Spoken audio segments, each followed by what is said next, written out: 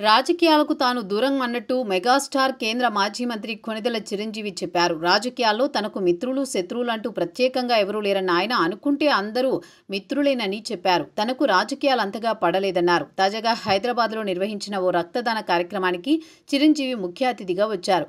ఈ సందర్భంగా ఆయన తాను చిరంజీవి బ్లడ్ డొనేషన్ క్యాంపులను ఎందుకు నిర్వహించింది చెప్పారు. ఇదే సమయంలో రాజకీయాల గురించి కూడా మాట్లాడారు.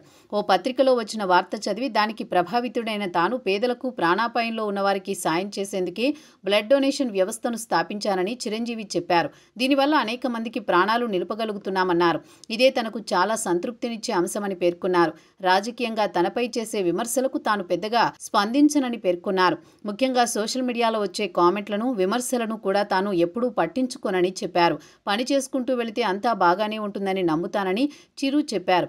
ఏదైనా విమర్శలు వచ్చినప్పుడు మౌనంగా ఉంటే తర్వాత అవే సర్దుకుంటాయని వ్యాఖ్యానించారు. తాను చేపట్టిన రక్తదాన కార్యక్రమాలు ఎంతో మందికి స్ఫూర్తిగా నిలిచాయని, తన అభిమానులు ఎక్కడున్నా వారంతా కూడా రక్తదానం చేస్తూ తన స్ఫూర్తిని ముందుకు తీసుకువెళుతున్నారని చిరంజీవి చెప్పారు.